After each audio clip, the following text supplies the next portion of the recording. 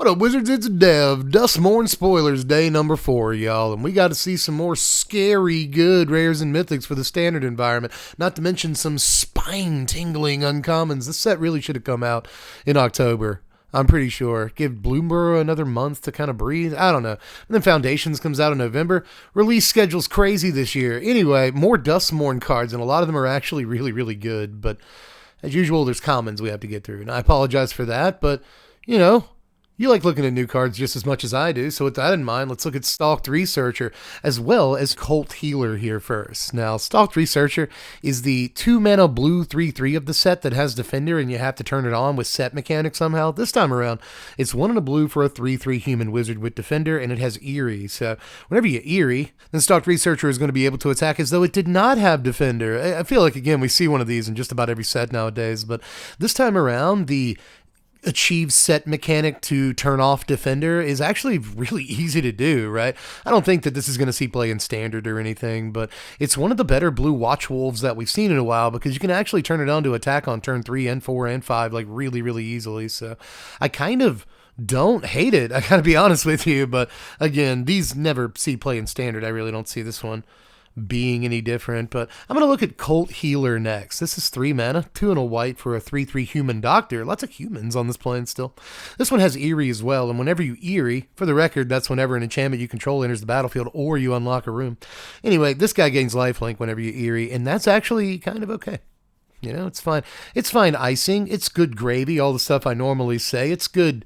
There's a good amount of pulp in this juice if you like pulp. I like pulp in my juice, and this has again, it's got all the pulp, baby. So, I don't know, a 3-mana 3/3 that also gains lifelink is going to be something you probably want to be doing in Limited some of the time. So, again, I say this all the time, 23rd card. You know, if you're at 22 at your pre-release and you're like, man, what else can I put in this deck? Like, this guy's a pretty good call. But there were, like, decent commons today, too. We're going to look at 3 right now. Here's Spine Seeker Centipede, Vicious Clown, get all your ICP jokes out of the way now, and Trapped in the Screen. Now, Spine Seeker Centipede, this is 3 mana, 2 and a green for a 2/1 insect that really does look freaky, man. And when Spine Seeker Centipede enters, you search your library for a basic land card, reveal it, put it in your hand, shuffle on up, kid. But it also has Delirium, so it's going to get +1/+2 and get Vigilance as long as you got 4 or more card types among cards in your graveyard. This isn't actually so bad, you know? What does it become a 3/3 once you do have Delirium? So a 3-mana 3/3 that goes and gets a land and puts it in your hand, okay, you know, it's not terrible. Even a 3-mana 2/1 that goes and puts a land in your hand isn't that bad. So again, don't hate this dude. Don't think he sees a whole lot of play, you know, in Standard or anything, but definitely seen weirder things happen. We have so many better effects than this at this point that I don't think it's going to be the case. But still, this actually isn't a terrible card, but neither is Vicious Clown here. This is 3 mana, 2 and a red for a 2/3 human clown. And whenever another creature you control with power 2 or less enters, Vicious Clown gets +2/+0 until end of turn. So there's cool stuff you can do in Standard with it, but you probably still don't want to play it in your Standard deck. You know what I mean? Like, I guess that you could play. Is this like a Devilish Valet? Is this what we get instead of Devilish Valet? I feel like that's a massive downgrade, but still, you know, if you play like Hop to it, this is going to get +6/+0. If you play like Gleeful Demolition, this gets +6/+0. It's actually okay, you know, even like a Resolute Reinforcements gets his attacking for 6, but all that said, it's not good enough. There's definitely 36 better cards you can put into that deck, so if you want to cut the lands, there's still 38 better cards you could put in that deck, so I'm just not really sure this ends up anywhere, but it's a cool design. Trapped in the Screen is a nice little Oblivion Ring kind of effect. This is 3 mana, 2 and a white for an enchantment with Ward 2. When Trapped in the Screen enters, exile target artifact, creature, or enchantment an opponent controls until Trapped in the Screen leaves the battlefield. It's basically what you expected when I started reading the card. Ended up how you figured it would, which is not actually, that's not how good movies work, but still, I think this is a fine Magic card. For Limited, again, it's a good little removal piece there, but I'm not sure it makes the leap to Standard, although Ward 2 on an enchantment like this is pretty good. Now, the final common of the day is one of these rooms. You don't see a whole lot of these in common, but we got a pretty cool one here. This is Glassworks and Shattered Yard. This is 3 mana on Glassworks, 2 and a red for an enchantment. It is a room, of course, and when you unlock this door, this room deals 4 damage to target creature an opponent controls controls. Okay, for 3 mana, it could be better, could be worse. Shattered Yard, though, is 5 mana, 4 and a red. And at the beginning of your end step, this room deals 1 damage to each opponent. You know, I like stuff like this, even though, like, I admit that it's really bad. We usually see cards like this in black rather than red, but in red, it gets to trigger all kinds of effects that we normally don't see in black, right? Like the ability to, like, deal extra damage with stuff that amplifies your non-combat damage sources. There's a bunch of cards like that, and we'll actually look at one later on in this video, believe it or not. But this is actually kind of neat, but I'm not sure that it's good either. But you get a serviceable removal spell that also like triggers Eerie and other enchantress effects and stuff. It sits on the table so you can bargain it away or sacrifice it or whatever, you know, so you get some extra value on your removal spell. Even though it's sorcery speed, like, it makes it a little bit better, you know, but later in the game, you got nothing better to do, man. You can kind of level it up like it's a class or something. I like that about these rooms. They're kind of just classes, but different when you think about it. It's still, Shattered Yard isn't too bad and will actually, over the course of like 3-4 turns, kind of really pressure an opponent's life total, you know, like a control opponent that thought, oh, I'm out of having to deal with combat damage for the rest of the game. Well, now you got to deal with at least 1 damage per turn, so you can't just sit there forever and hang out, right? So, I don't know. It's not good. Should probably point that out, but there's a bunch of stuff that it kind of gets me going a little bit when I look at it. I could do some with this, you know, so it's not that bad either. We're taking a step up, everybody. It's time for the uncommons. Are you ready? Here's Savior of the Small, as well as Shrewd Storyteller and Saw. Not that Saw, just a normal Saw. But Savior of the Small over here is 4 mana, 3 and a white for a 3/4 core survivor with survival. That makes sense, right? At the beginning of your second main phase, if Savior of the Small is tapped, return target creature card with mana value 3 or less from your yard to your hand. You almost had me there, you know? You almost had me thinking, okay, we can do something with this. Comes to the battlefield. It doesn't. It comes to the hand. That's pretty lame. So, limited playable, I guess, man. You know, I will say, and I haven't really said this much about these survivors, but if you can find a way to tap them down without attacking with them, and there's plenty of ways to do that in Standard, then like maybe they get a little bit better. But I'm just not sure about this boy. I will say one last thing though, is that it has like higher toughness than I've seen on a lot of survivors so far, so it's actually likely to, you know, survive. And I think that's makes it a little bit better, to be honest. Now, that's a pretty base observation, but I also think it's one I should make. Let's move on over to Shrewd Storyteller here. This is 3 mana, 1 a green and a white for a 3/3 human survivor with, you guessed it, it's got survival. At the beginning of your second main phase, if this guy's tapped down, you put a +1/+1 counter on target creature. So, like, worst comes to worst, just put it on him. And he's a 4/4, and then he's a 5/5, and, like, the larger he gets, the more likely he is to survive combat, so he just keeps like doling out +1/+1 counters. It's kind of cool, actually. This isn't a bomb at uncommon or anything, but it is like a fairly strong uncommon for the survivor decks in Limited. So I kind of like it. It's not going anywhere outside that format, but uncommons don't always have to. You want every card to be playable in Standard? Come on, man. That just can't be the case. We got to have strong Limited cards that just aren't that good in Standard. We have to. You're asking too much if you want every single card to impact Standard, right? I just don't think this one's going to, but it doesn't have to. It's kind of a signposty, even uncommon for what could be like a whole draft archetype, so I kind of like it. But then we saw Saw. We have seen Saw earlier today. Again, not the movie, but this card right here. It's 2 mana for an artifact. It's an equipment that equips for 2, and the equipped creature gets +2/+0. Whenever a equipped creature attacks, you may sack a permanent other than that creature or Saw. If you do, draw a card. You can't sack Saw? It's kind of lame, right? Like, don't get too cute. That would be way too powerful if you could pay 4 mana to draw a card. Like, no, it wouldn't. That'd be fine, man. But I mostly think this is meant to enable, again, a limited archetype that looks like it's coming together now. Red-black sacrifice stuff. There's plenty of stuff in the set that wants to be sacrificed or that does sacrifice some things. We've seen a few pieces on either end of that spectrum so far. So this is pretty decent, I guess, in those decks because it's just a sacrifice outlet that makes a creature a little bit larger, and I'll take that most of the time, but it's not really doing much outside of limited, which is lame because we've never really seen like a buzzsaw equipment. I'm sure we have. I just can't think of one off the top of my head. And we've especially never seen one as simply named as this. And again, when we get the chance to make cards like this, I just want them to be good. But again, I'm not, following my own words of wisdom here. Not every card can be playable.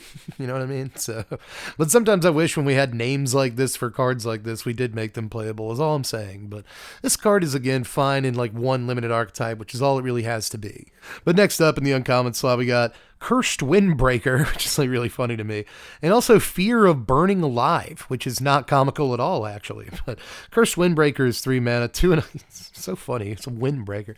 3 mana, 2 and a blue for an artifact. This too is an equipment that equips for 3. An equipped creature has flying, but check it out, it's kind of like, weirdly, it's kind of like a Cryptic Coat.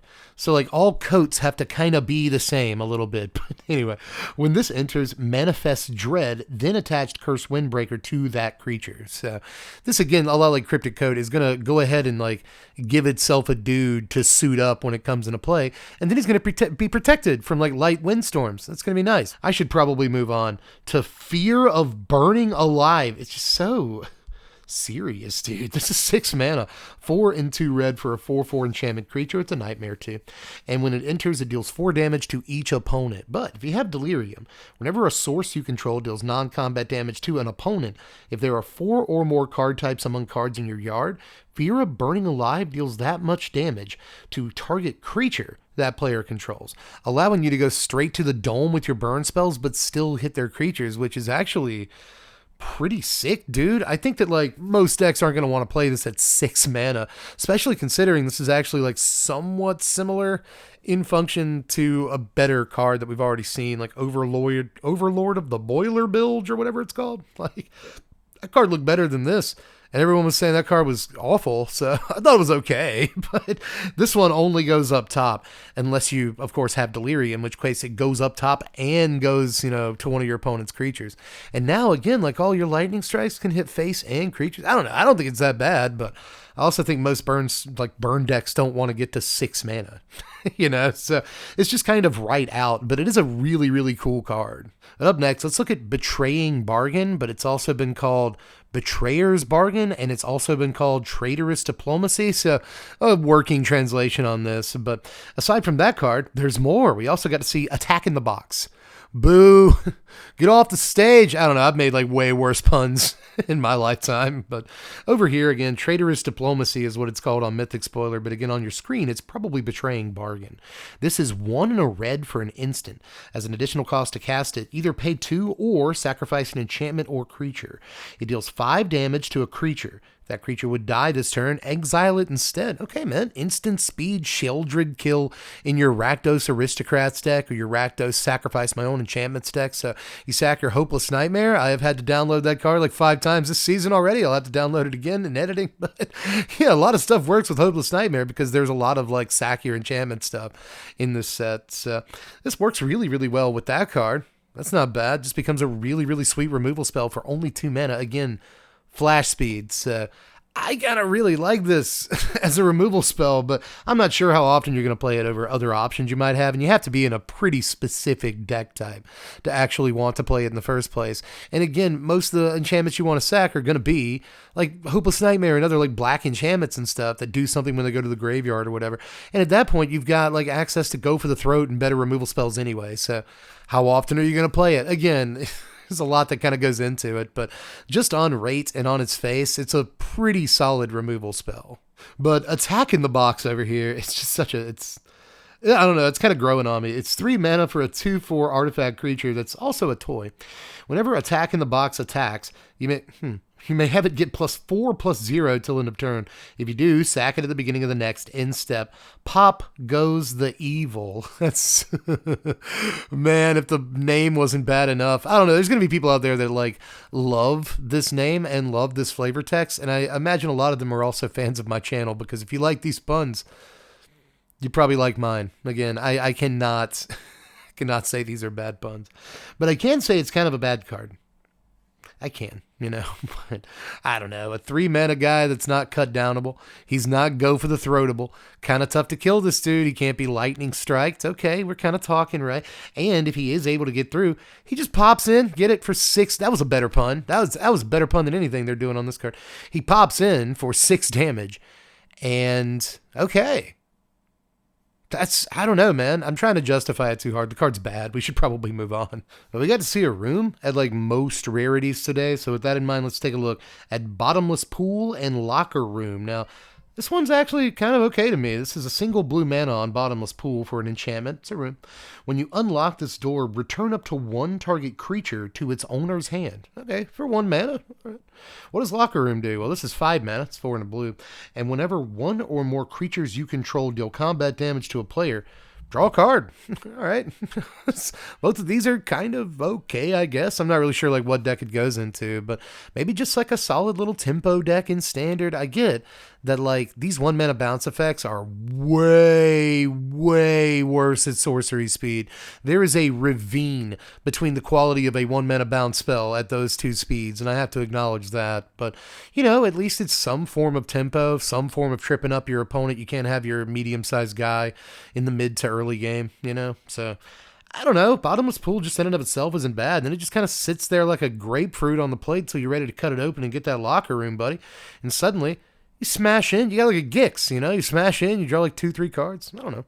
Could be worse. That's all I'm saying. I don't think it's the best card ever, but the more we see of these rooms and the more we are made aware that there's a kind of a rooms deck lurking around out there, I don't think this is bad, man. It allows you some breathing room to actually start getting your rooms down and unlocked in the first place. It's not terrible. But up next, we have a couple of cards that win the cute but probably not actually great design awards of the day in the uncommon slot here. We got Haunted Screen and Ghostly Keybearer. Now, Haunted Screen is 3 mana for an artifact that taps for either white or black, or you can pay 1 life when you tap it to get green, blue, or red. Do you see what they did there? That's good. Okay, Wizards, I'll give you credit for that one. If you put the puns into the card design itself, that's how you do it, baby. You're doing fantastic here. But also, you can pay 7 mana to put 7 +1/+1 counters on Haunted Screen, and it becomes a 0/0 spirit in addition to its other types. Activate only 1 time. Aw, party poopers. But yeah, I love the flavor here. I just want to throw that out there. It's actually delicious in multiple ways. You can tap it for black or white, but it actually costs some life to, like, you know, get color TV. Like that's hilarious, dude. But aside from that too, I like the sort of poltergeistian idea here of like, oh, it becomes a big monster. That's genius card. But is it good? It's not terrible. I have to say that at least, you know, it's like a 3 mana rock that gets you whatever color you want, but can also just become a huge dude. And like, okay, not many rocks have that ability. So this one actually has the slightest of chances without actually having a real chance at all. And the same can be said, I think, about Ghostly Keybearer. You know, it does have the slightest, tiniest chance without actually having a real chance. If we're being realistic, I don't think the card's ever going to work, but it is 4 mana, 3 in a blue for a 3/3 spirit with flying. That's a Phantom Monster right there. It's just better. It's just better than Phantom Monster. Wow.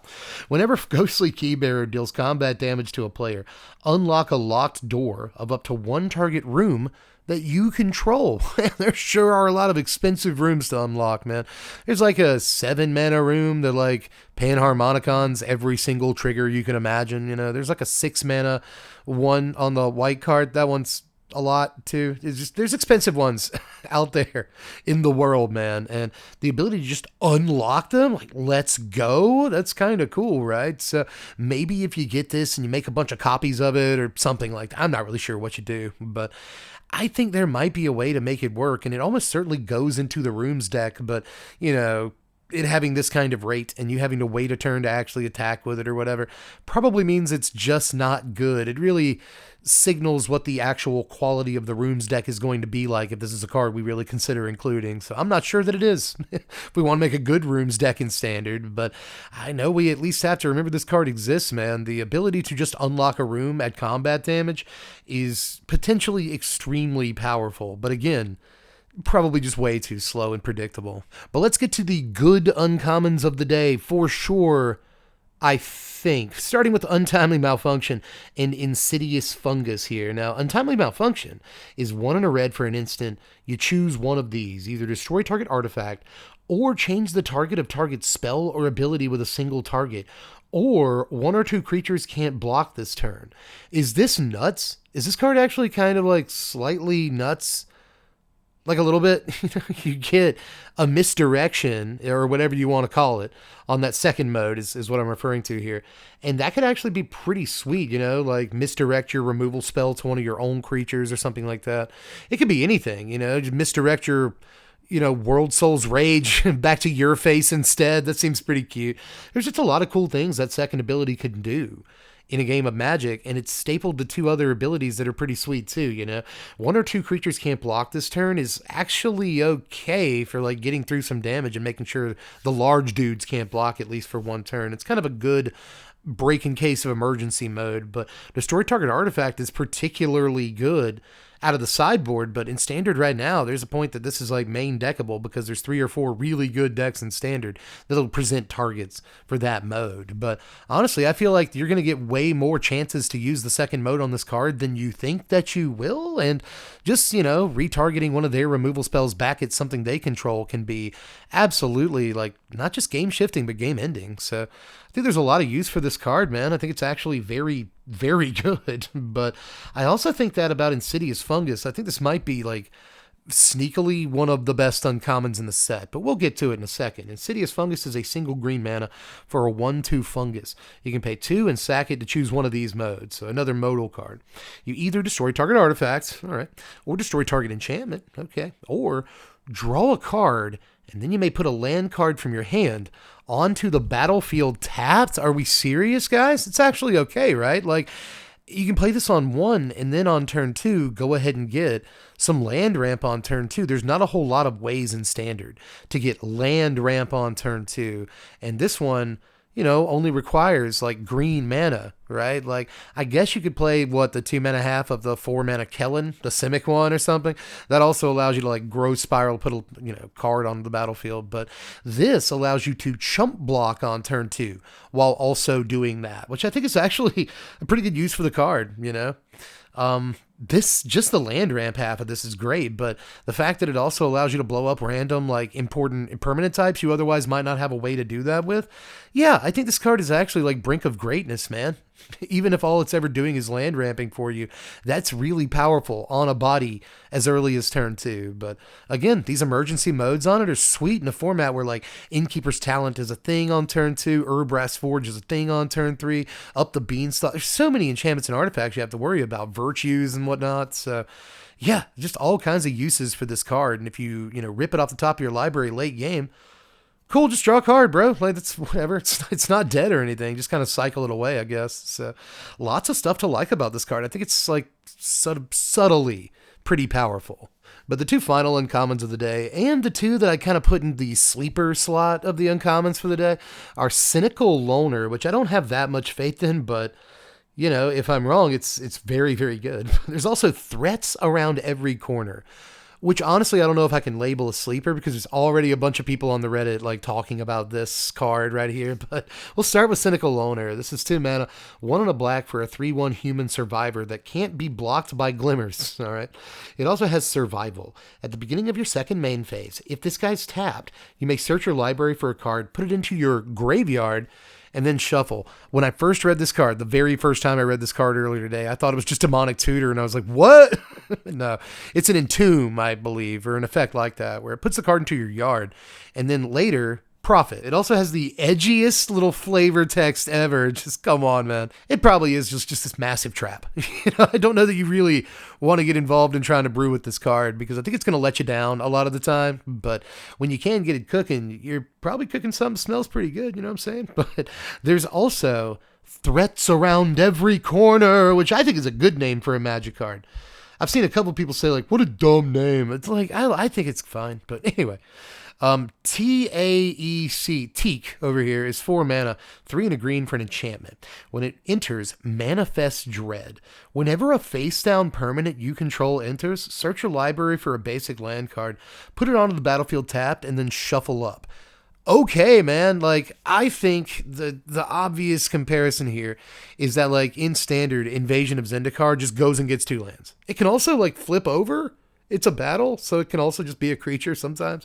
But Invasion of Zendikar up front goes and gets you 2 lands. Whereas this gets you a body and an immediate land. So Invasion of Zendikar doesn't give you a blocking body.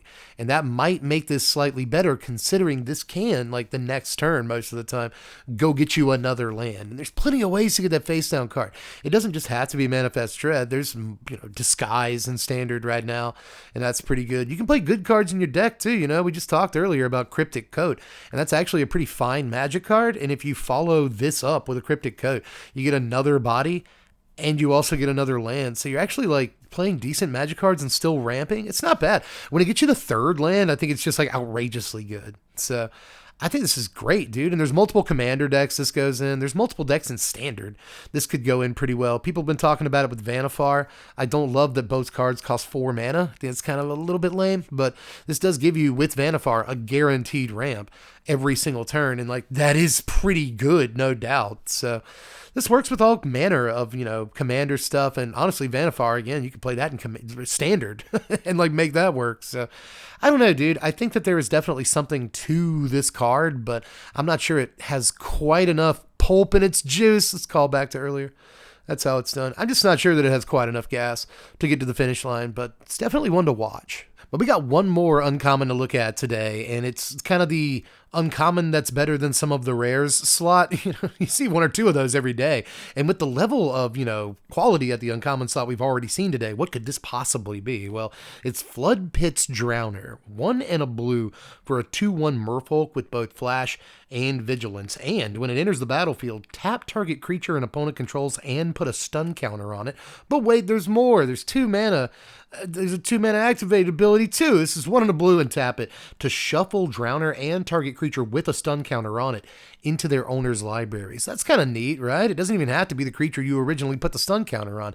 If you're just passing out stun counters like chalk hearts on Valentine's Day or whatever, then suddenly this can put almost like whatever you want back into your opponent's library along with itself. That's cool. Draw it later, tap something else down. It's neat. Your opponent's always going to be worried about it. I like that it kind of fits the horror set theme, because when it goes back in your library and then you start drawing cards, your opponent's always going to be wondering, like, one of those cards could be a Flood Pit Drowner and have to deal with it again.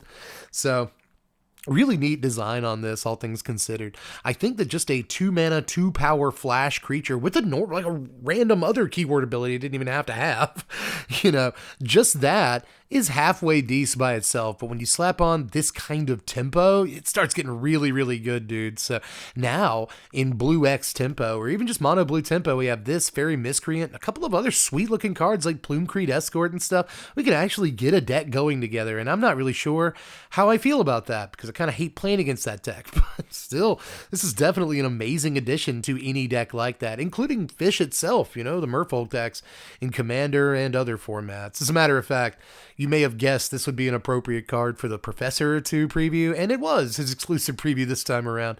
And he doesn't always get good ones. We do not get to pick our preview cards, and we do not always get great ones. But this time around, he got a really fantastic one. I do think there's a case to be made. This is the best uncommon of the day. But let's finally get into the rares, ladies and gentlemen. Here's Marina Vendrell's Grimoire here. 6 mana, 5 and a blue for a legendary artifact.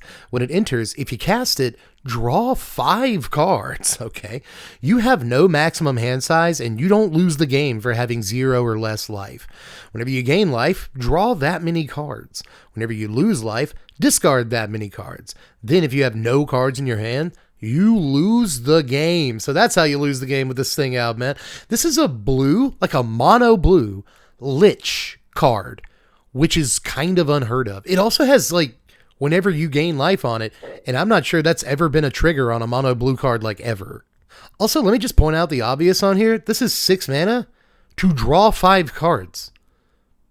It's kind of okay. You kind of gain 5 life when it comes into play too, just because of the way the card works. But yeah, turning your hand into your life total is basically what you're doing here. And that is risky business. But I think it could actually work out too. It gives you a library of Ling effects, so no maximum hand size.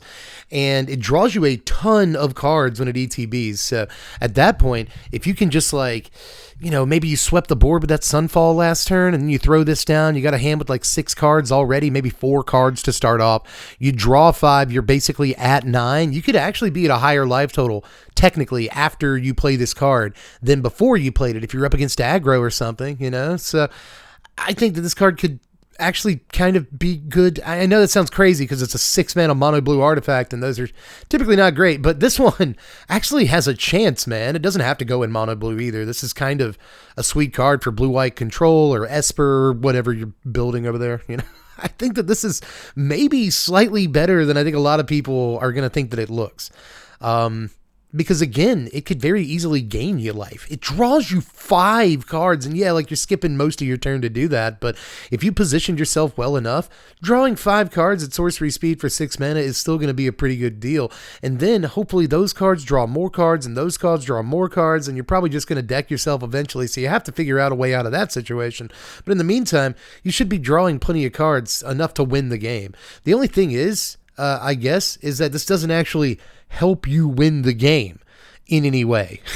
I kind of wish that it did. Outside of the 5 cards, all it does is help you not lose, and typically cards that help you not lose rather than win are not very good. So I could be super wrong about this, but honestly, it's just kind of neat to see this effect in mono blue, or even at all. It's really hard to print these Lich cards nowadays without them being either really, really bad or really, really good. And that's the side you really kind of don't want to err on. If they're going to be around, you want them to be bad or just barely playable. And I think this is potentially just barely playable, but I could be pretty wrong on that end. You know, it might not be very good at all, but I don't know, man. It's very tempting if nothing else, and we've just never really seen a card in blue like it, which I can kind of jam with. But next, let's look at the Roller Crusher Ride here. I love that name.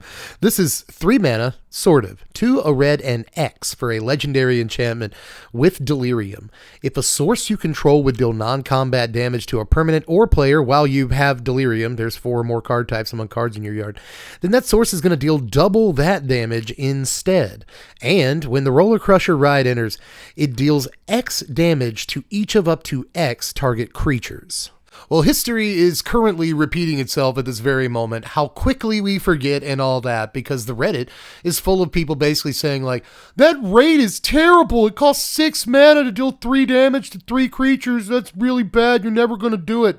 Fools. Fools, do you forget the Meathook Massacre already, a card that had to be freaking banned. And when it got previewed, everyone was saying literally the exact same things about that card. That's so bad. You're never going to play this card. And then it was banned. I'm not saying this is the same card or anything like that, but just like the Meathook Massacre, you don't have to pay X for anything. You don't have to pay X for anything. You don't have to pay anything for X on this card. And it just comes down and doubles all of your non-combat damage. All of it.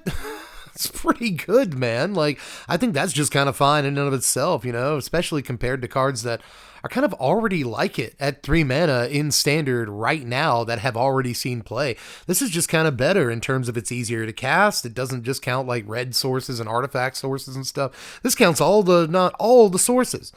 That's great.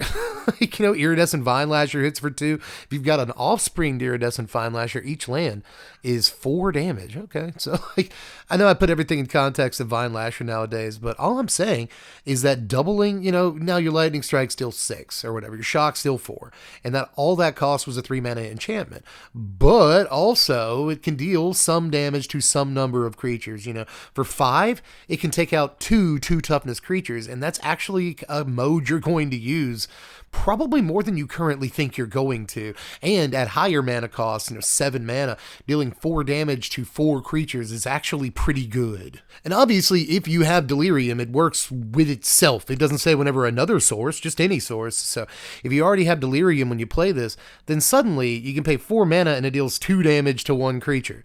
Right? You pay 5 mana and it deals, 4 damage to 2 creatures? That's, again, I just talked about how good that can be. So, I don't know. Again, once you have activated Delirium, then suddenly it's dealing real damage pretty easily. So, do not sleep on this one. Do not make the exact same mistake a ton of people made with the Meathook Massacre being like, well, this costs too much. It's scalable and you don't have to pay anything for X, man. This card is actually pretty good. I'm almost certain. Another card that's definitely good, probably definitely good, is Balustrade Worm. This is 5 mana, 3 and 2 green for a 5/5 worm that can't be countered, and also has Trample and Haste. Also has Delirium, so for 2 and 2 green, 4 total mana, you can return Worm from your yard to the battlefield with a finality counter on it, but only if there are 4 or more card types among cards in your graveyard, and you can only do this ability as a sorcery. Now we're talking like a little bit, you know. This is pretty good against control, you would assume, although they're probably just going to like get lost it like immediately. It's not like they don't play removal spells, but still, you know, trample, haste on a 5-mana 5/5, that's a good rate in and of itself, and built-in Cavern of Souls without having to name worm or whatever is also pretty good in this, you know, particular environment. So I don't know if this is just sideboard playable or if it's just main deck playable, because honestly, a 5/5 that comes back at least one time is probably almost good enough by itself, you know? This is one of those cards that, like, in 2017, it would have been easy for sure, no shot to not see standard play, right? But in 2024, you still have to question stuff like this. I'm just not like convinced, but I do like that it works pretty well with the concept of Delirium, right? If you're milling yourself to get Delirium, it doesn't matter if you mill this into your yard, it can come back later in the game, and just that in and of itself is great too. So a lot of things I like about this. I sure do like milling myself, and I like when I mill a creature into the yard, and I then don't have to like draw a reanimator spell or anything. It just comes back. So there's a bunch of decks that I'm cooking up right now this could definitely go in, but that said, I'm not sure it is quite where it needs to be, you know? It's just kind of a big dumb guy, and those often aren't good enough in current standard. But if it can come down and take a big bite out of the control opponent, then I'm pretty sure we can all appreciate that, or at least, you know, most of us. But the next card is another one that I kind of wanted to call a sleeper, and yet it turns out everyone knows that it's good. Everyone's been talking about how insane this card is like all day, so by the end of things, it's going to end up in the overrated video with Power Dragon. But let's take a look at Head Shredder here. 4 mana, 2 and 2 green for a 5/5 vehicle that crews for just 1. Okay. And whenever it attacks, you may mill 2 cards. Whenever 1 or more land cards are put into your graveyard from your library, put them onto the battlefield tapped. Okay. This is probably very good, man. It crews for just 1, so first of all, that means that all of your survival guys, you know, like earlier, we were talking about there's got to be a way to tap down that 2 mana 3/1 that entombs a thing when it survives. Yeah, this crew stuff, just crew vehicles.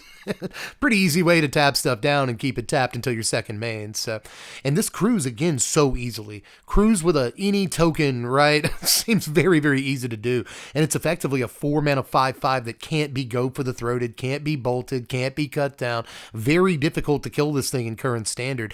And it's almost always going to get you like a land just because it attacked, but there's obviously plenty of other ways to do it. And these Aftermath Analyst decks, first of all, the Analyst itself can crew the guy, which I think is awesome, but the Analyst is going to mill lands into your yard, and, you know, you want to use activated ability on, you know, Animist. Is that right? You want to use that ability eventually, right? I feel like I got the name of the card wrong, and that just threw me off completely. But yeah, in the meantime, this is just throwing lands from your yard onto the table. So works pretty well, dude. I just think this card is great for obvious reasons. There's so many ways to mill yourself in this environment. So freaking phenomenal, dude. Works with Surveil too, for that matter. So again, there's lots of just like incidental ways that don't force you to play bad cards in your deck.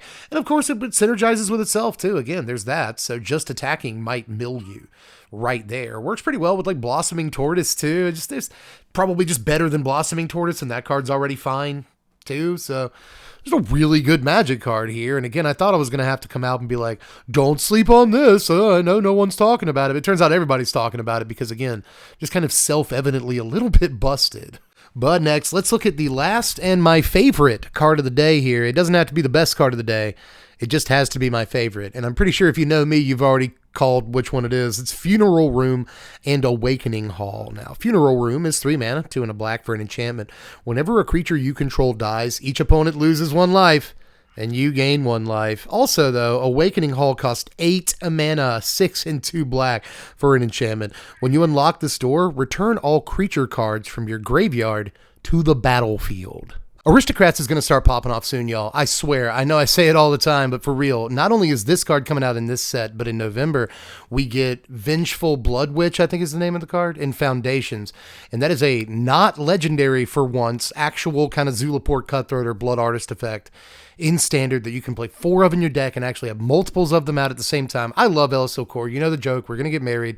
All that stuff. She's great. I like Vron for that matter, but these Blood Artist effects are legendary, and that kind of sucks. We also have Rakish Crew in Standard, which is, you know, it's like this card. It's like a Bastion of Remembrance or something, but it only cares about outlaws, and that sucks. So now we're going to have the ability to play 4 of this card, so that's 4 Blood Artist effects. We're going to have Vengeful Blood Witch, another 4 Blood Artist effects. Plus, we can play some number of Elisil Core and Vron, Vein Ripper if we want to play it. It's just absolutely insane, dude.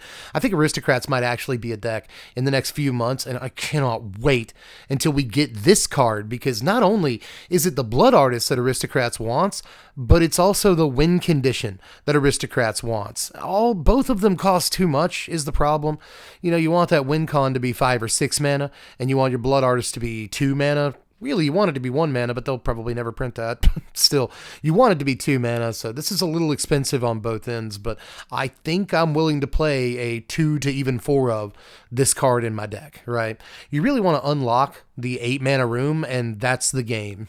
You know, you want to be able to sacrifice all your dudes and get death triggers and stuff like that off all your Blood Artist effects, and then unlock this door, get all the guys you just sacked right back, and just sack them again to get those Blood Artist triggers over again, and you win the game that way, man. So again, not only is this the Blood Artist, it's also the win condition for Aristocrats decks all in one card, and that is super exciting for a dude like me. But that is it for spoiler time today, ladies and gentlemen. There's going to be more tomorrow. Did you know there's going to be more like every day forever? No, it's just like 13 days they're going to do this. So that said, we still have like a week and a half to hang out together on the couch and just chill and talk about Magic cards and stuff. So do that with me. Make sure you sub to the sandwich, and make sure you like the video before you leave. Do the Patreon stuff. It's just $1 a month. You know the callback by now.